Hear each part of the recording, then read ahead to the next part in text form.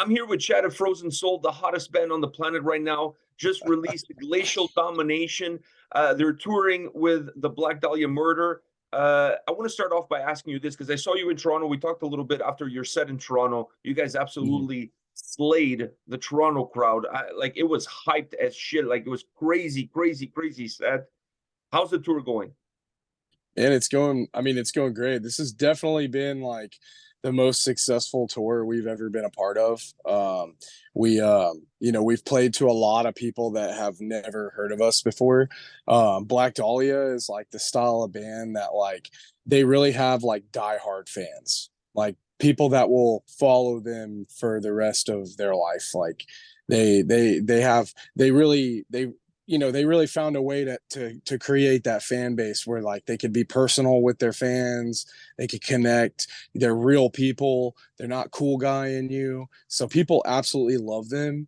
And playing in front of that kind of a crowd to people that we can connect with, because that's really the kind of people we are. We like, to talk, and we like to have fun, and we like to goof off and play games. And we're literally playing to the crowd of people that we needed to get in front of.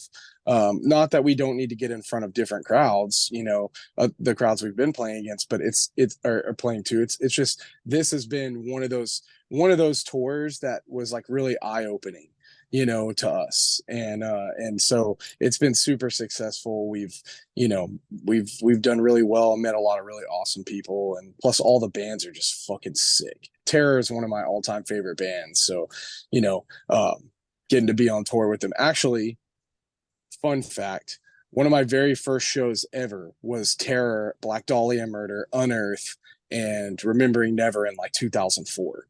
So wow, that's a sick lineup. Yeah, so 2 out of those 4 bands I'm on tour with now, which is crazy to me. But yeah, it's been an awesome tour, man. It's just been, the drives and stuff on tour.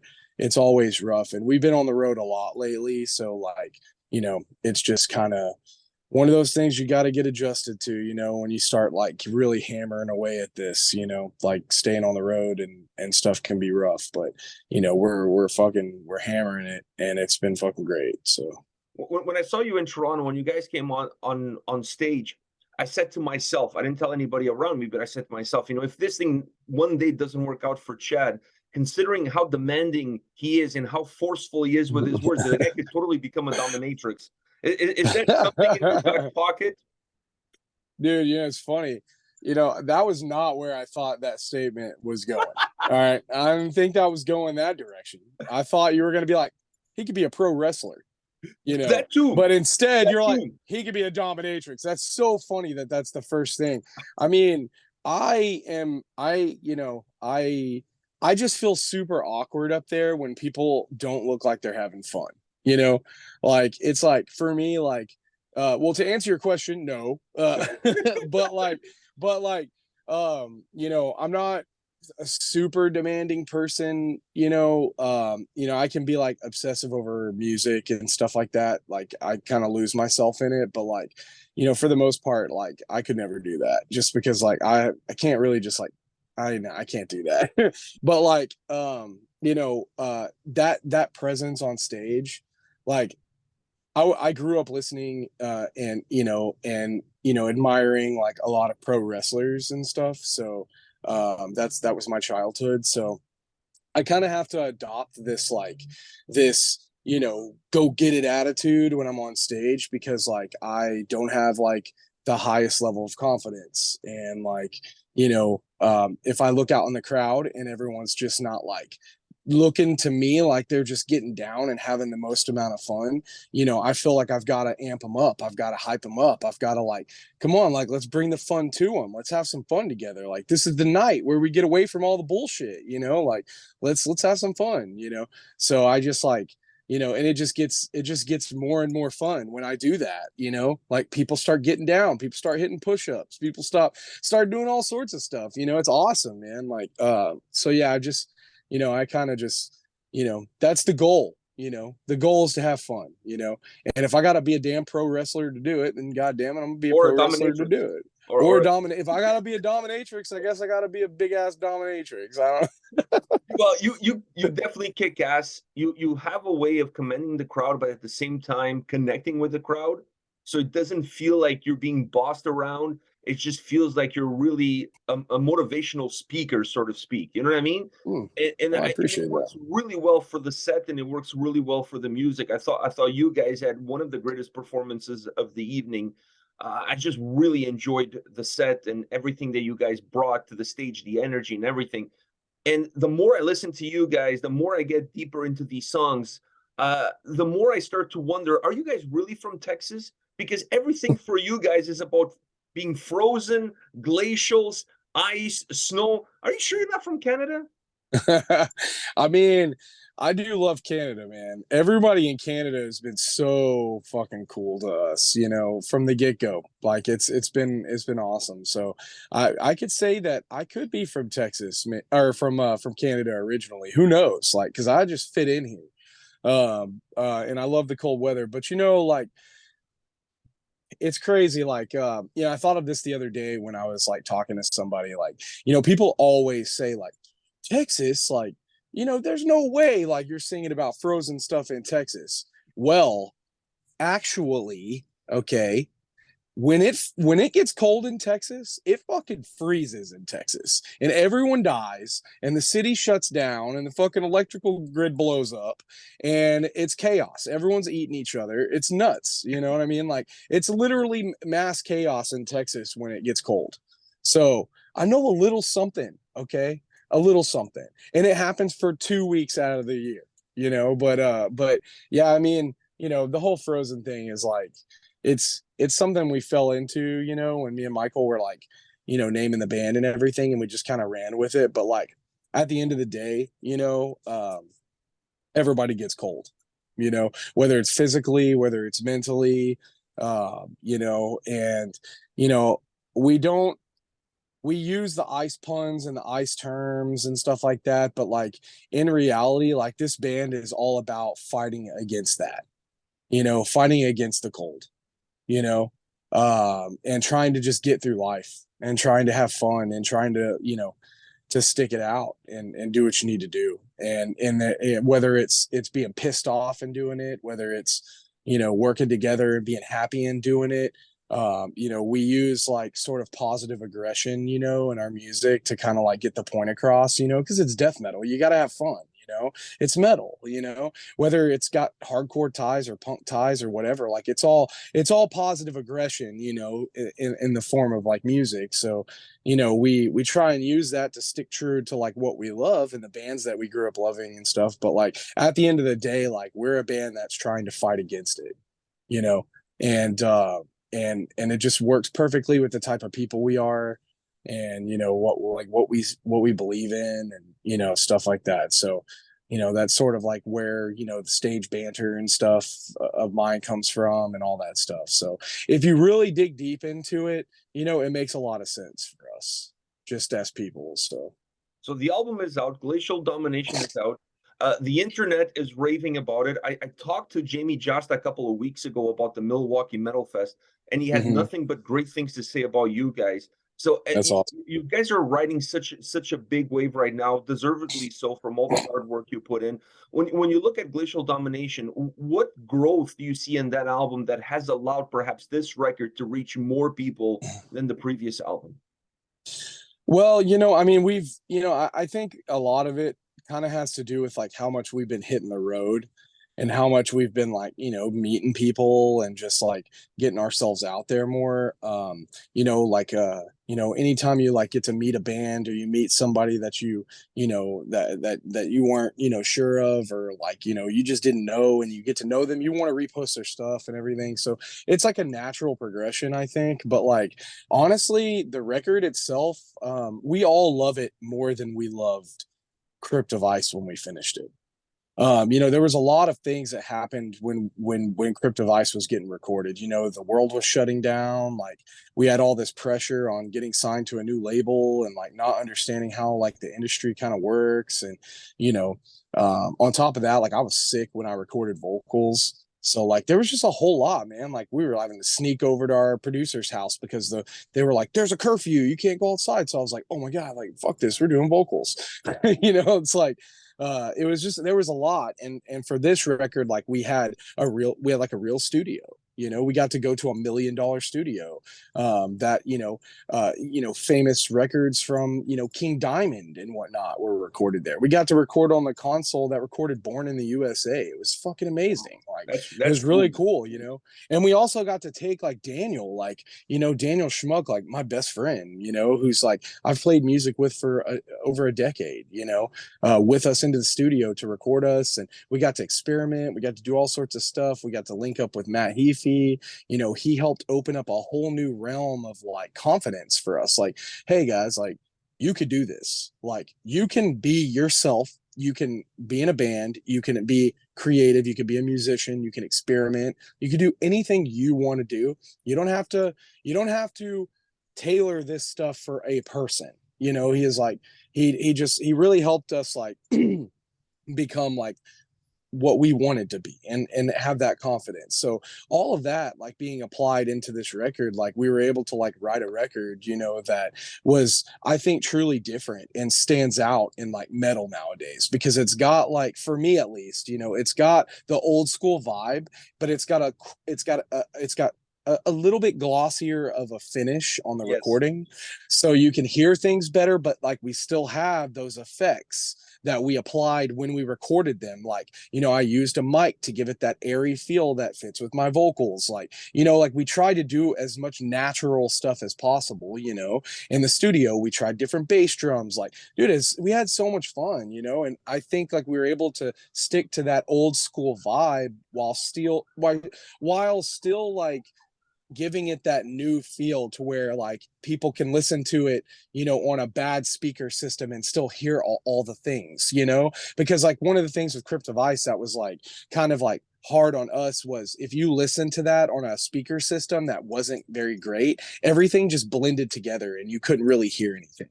So we were trying to take that into consideration, when doing this, like, well, how can we get like the best of both worlds, and then like as far as the songs go, like we have some stuff that sounds a little cleaner, like instrumentally, Mhm. a little bit more pop formulated. Then we have like the first few songs on the record, other than Arsenal, because that's a little bit new for us as far as the groove goes.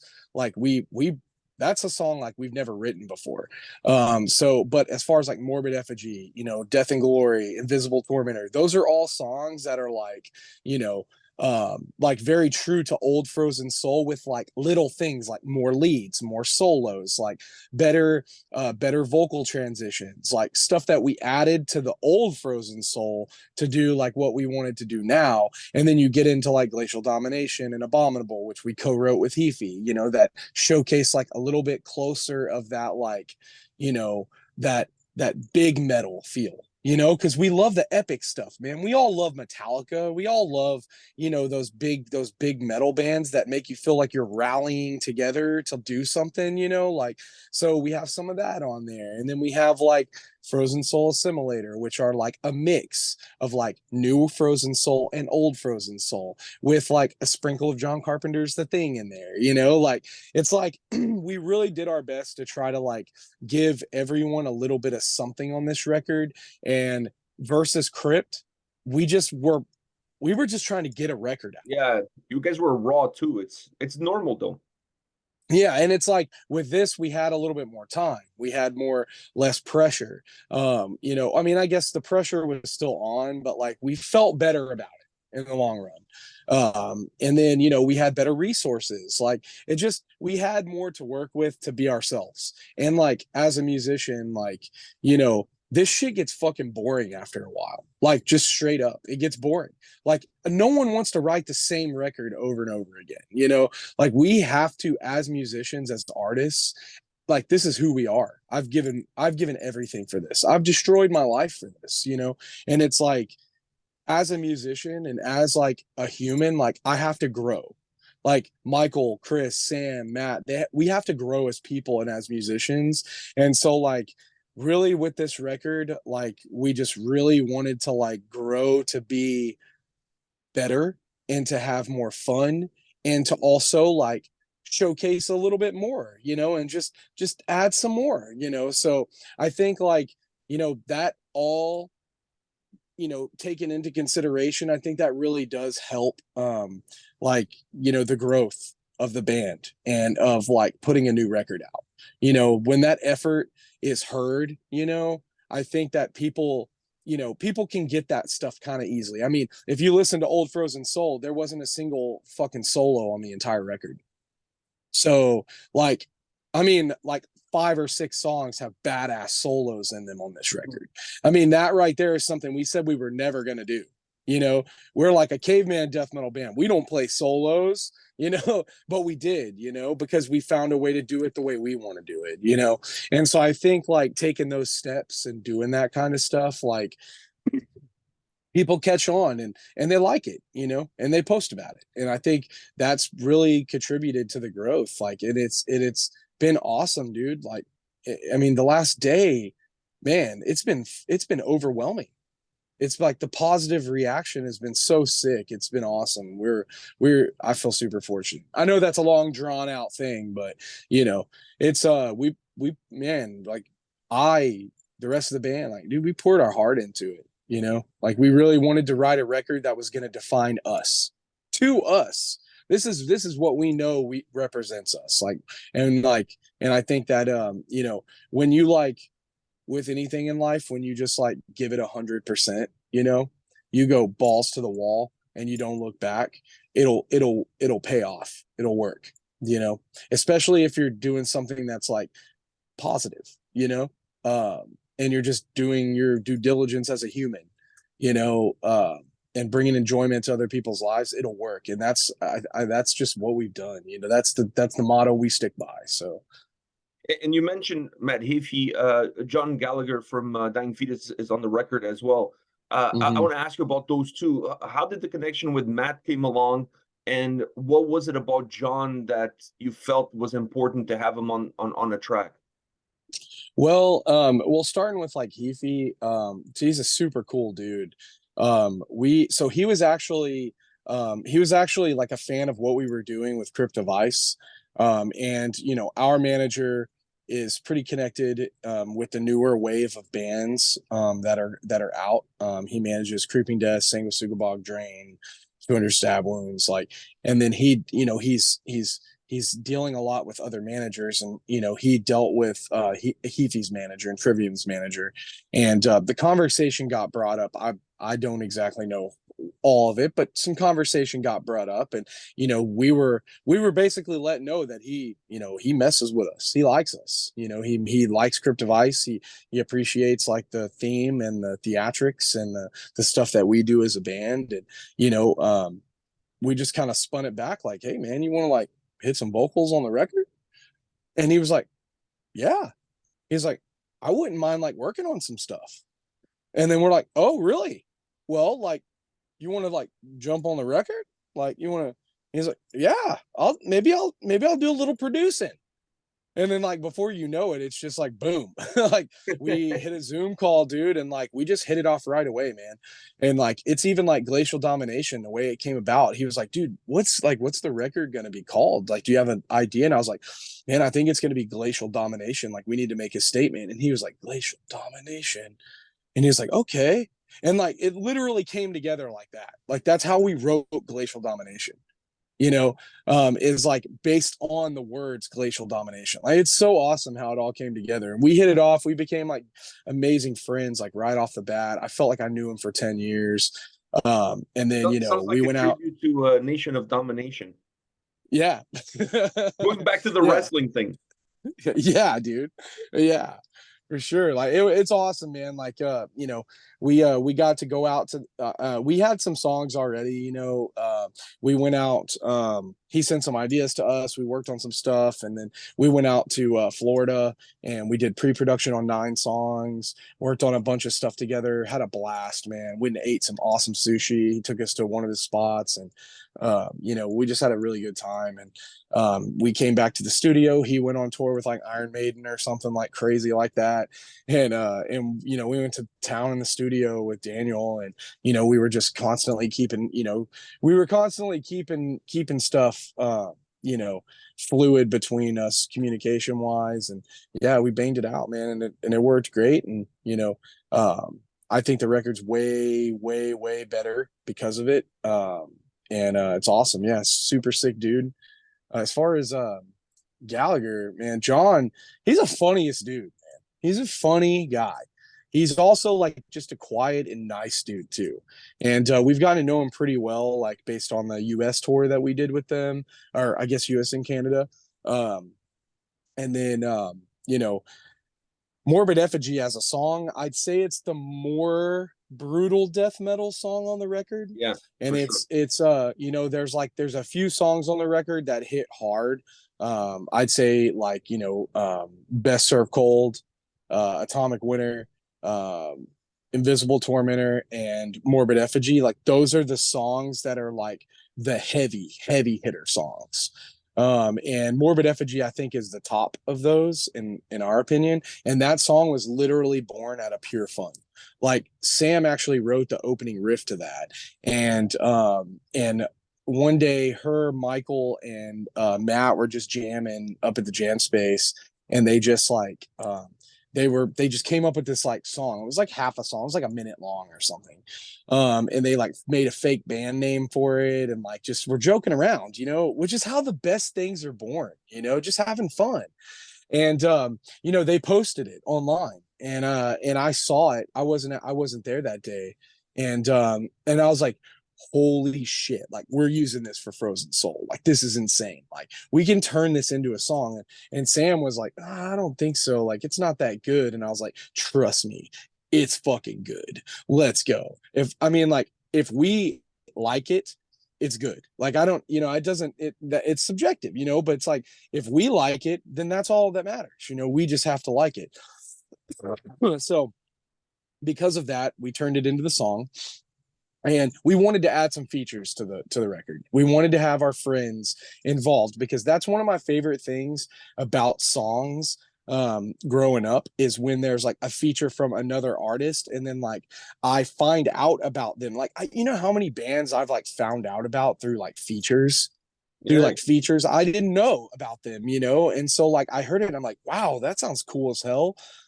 You know, and so we were like joking around, you know, about like doing, you know, features for like we'll do like a feature of like a heavy riff, and we'll call it like a guest ass beater riff, you know, instead of a guest solo and stuff like that. And like so we tried to do some stuff, and it didn't work out for this record, but probably gonna do it later.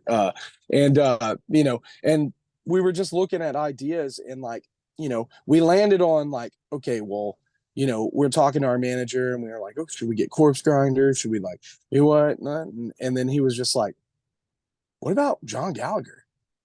And like we had kind of talked a little bit about it before, but I didn't think it was a reality to get someone like of that status, you know. I was thinking like one of our friends, you know, one of our like local friends or something to do it, because like, you know, that's, I don't know, that's all I that's what know. friends I don't, do. That's what yeah, friends do. I'm not used to just asking people, hey man, you want to do this? So like um you know, he mentioned that, and then it just so happens, I mean, Dying Fetus is one of Sam's like favorite bands, like most favorite bands. She's been a fan of Dying Fetus long before any of the rest of us in this band.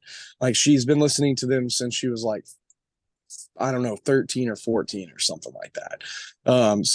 We were like, wow, this is just like a match made. So we, you know, we got in contact with John, and he was totally down to do it. And he loved the song, and even told me later, after he recorded his part. We went and toured Europe with them. And he was just telling us, he's like, man, I listen to this song all the time. He's like, it's an awesome song. And so, yeah, I feel like, you know, the gist of it was a song born from fun, and like who better to put on it than like one of our all-time favorite bands, you know, that is a band that is a death metal band born from hardcore, mind you.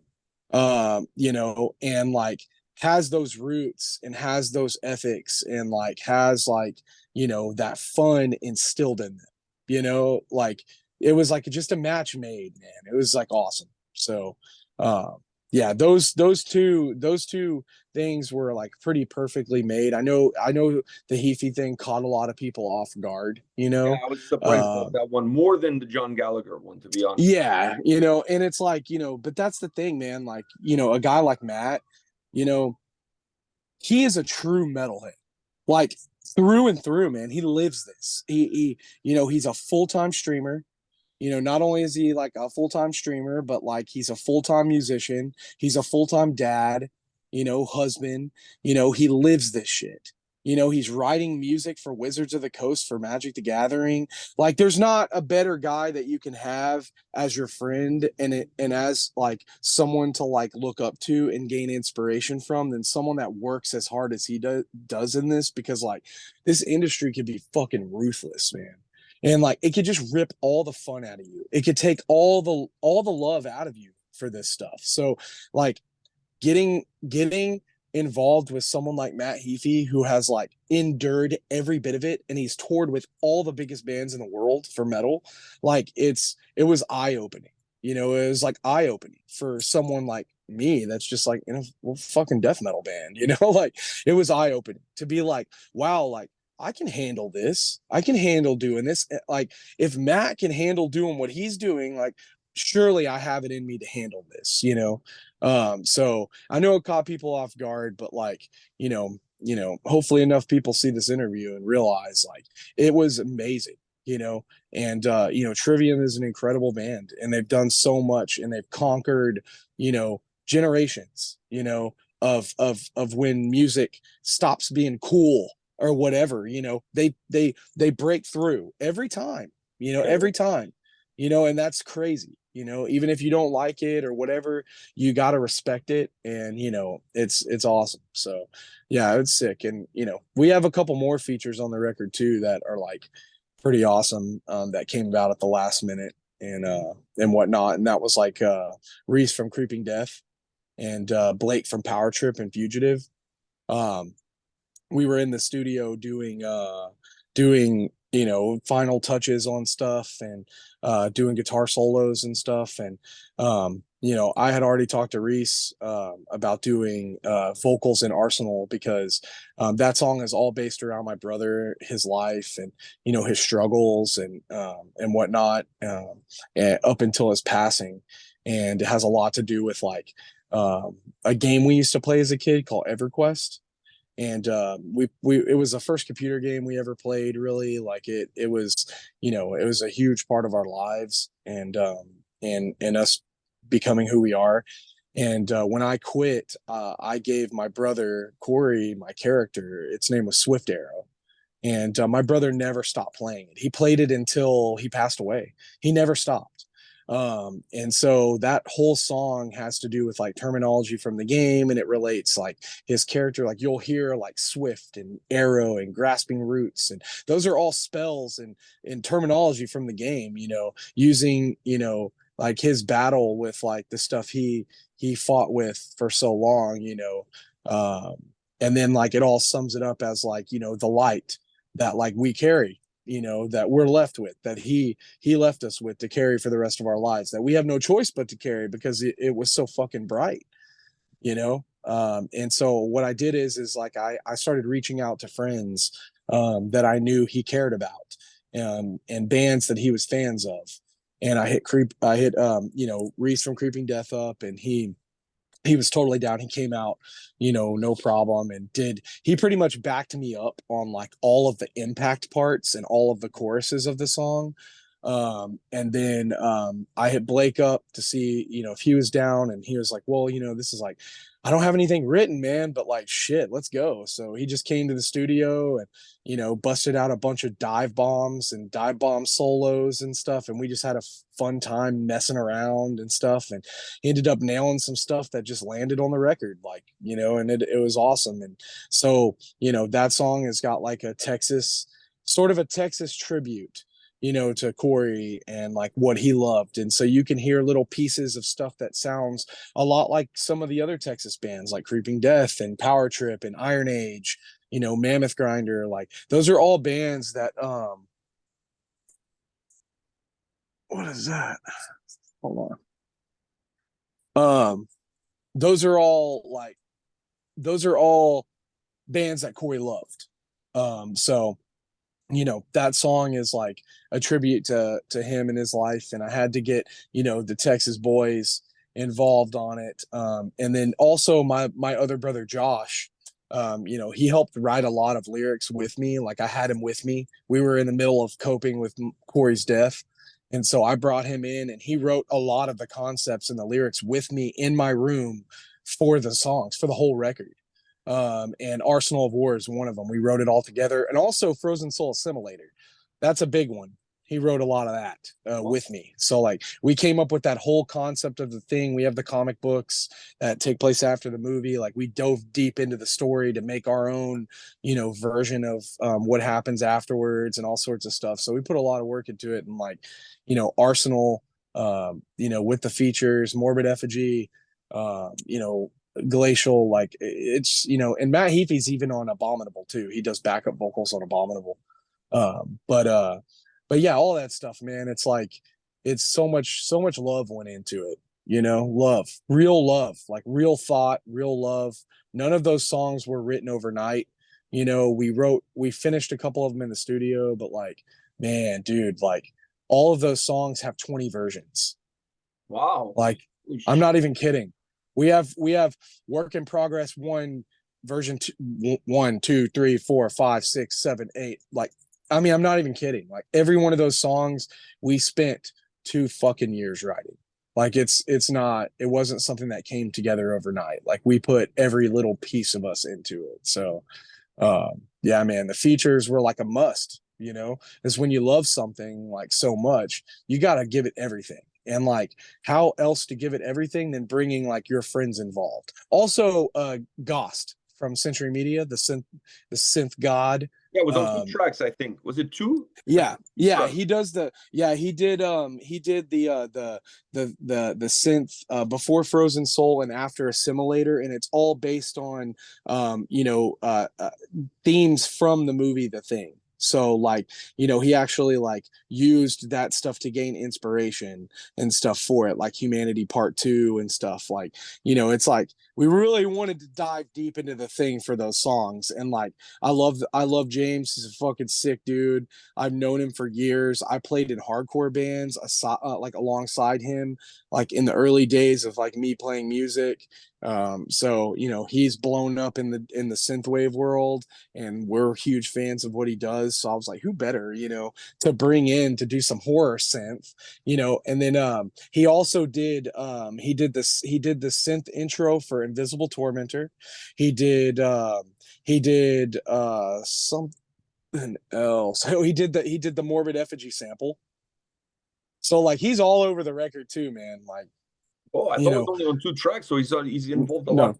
Yeah, it's just he's an actual feature on he's a feature on those 2 songs because it's more, you know what I mean? Okay. Like there's more. It's kind of hard to be like, it's the reason why if you go to YouTube it doesn't say Arsenal, doesn't say featuring Blake Ibanez, because like he just did some dive bomb solos, and he didn't sit there and write a solo, and so like he didn't feel like he should be a feature, but he was totally down to jump on the song because we're good friends, and so Gost, he did a bunch of samples for us, but that was the one that was like, this is big. This is a thing that we're making. No pun intended, but yeah. So and then after that, Arsenal, the sample in Arsenal and the sample in Atomic Winter, those are both made by Eric Lauder from Plague Years, the band Plague Years. Good.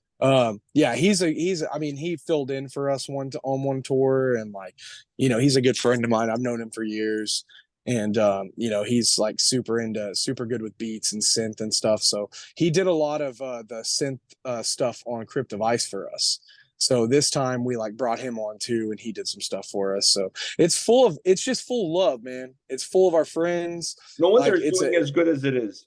The love, I mean, dude, love brings love. it does, man. Like it does, and you're always gonna get the haters that don't understand, and that's cool, man. But like this record is the record this is what Frozen Soul's about. You know, this is what we're about. This is the This most is like Frozen Soul album.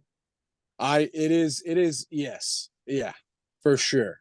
I, For I got. sure. I know you're busy tonight. I got one last question because I have to ask you this question. When I saw you guys in Yeah. Toronto, I hit up the merch first. Sam was there. I picked up a pair of those mesh basketball shorts, whatever you call those, because I Yeah. find those are sick, and I absolutely wanted to support you guys. So I picked up a pair of shorts. But I was this close to pick up the booty shorts with encased in ass. Who was the genius behind having booty shorts with the words encased in ass at the back?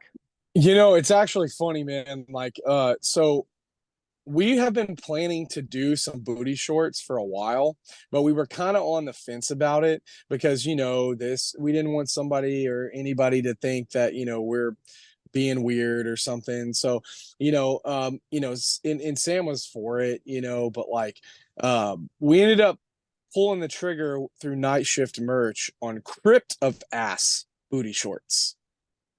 And when we posted them online, somebody was like, encased in ass. And I was like, holy shit, next level. And we got them printed immediately.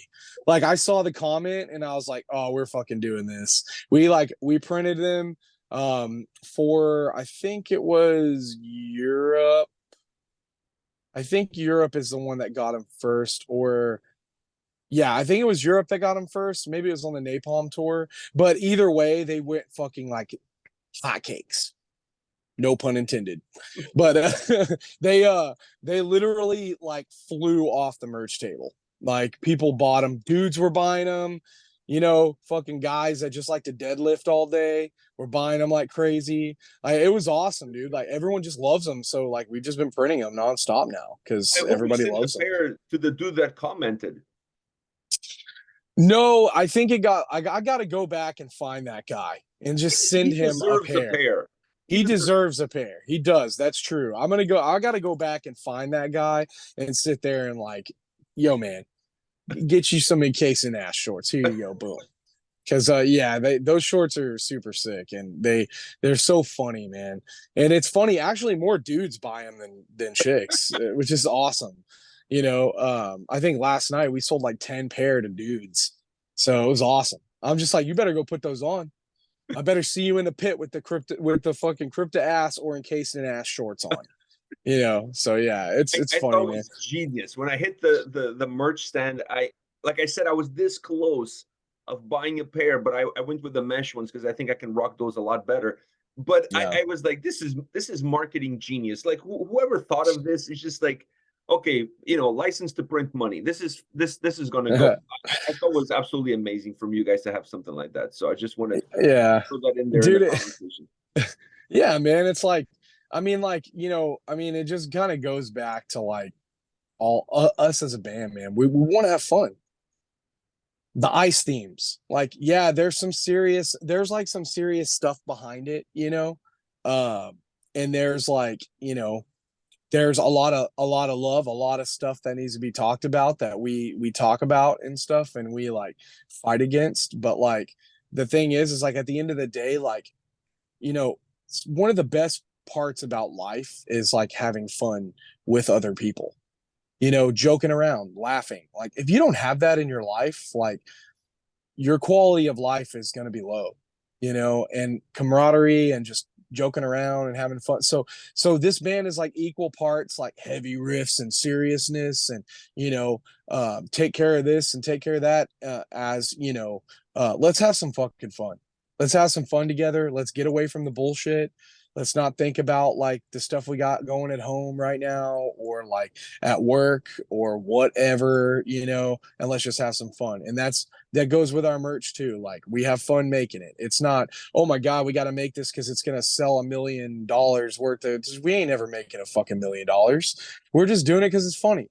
It's just funny, dude. Like, it's awesome. So I'm glad you like those, man, because I some people have been like, those are stupid, and I'm like, No, no, no, no. you're stupid. Don't listen to those idiots. Those are absolutely genius. I love it. And the people that I Yeah. was around when I noticed them loved it. Yeah. I think it's great. I think you guys are great. Thank you for taking the time today. I know you've been like you guys have a hectic schedule. I hope to see you guys back in Toronto soon because now you Yeah. have a new record. You need to continue to hit the road.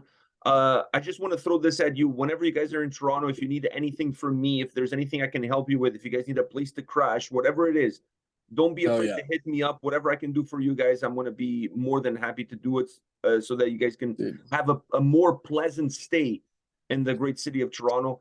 But Oh all the yeah. best for you guys for the continuation of this tour. Uh, I was going to say, I wish you all the success in the world, but you guys Dude, are thanks, already man. on track to have all the success in the world. Oh man. My wishes are a little drop in the ocean of wishes that everybody has for you guys. So thank you once I again mean, for taking the time. dude, like I gotta say, man, like I appreciate what you do. Like you take the time to like, do reviews and do interviews with bands, and you really fucking love this shit, and it means a lot, dude. I don't do a lot of interviews when I'm on the road because I'm always so tired and I'm like barely able to function.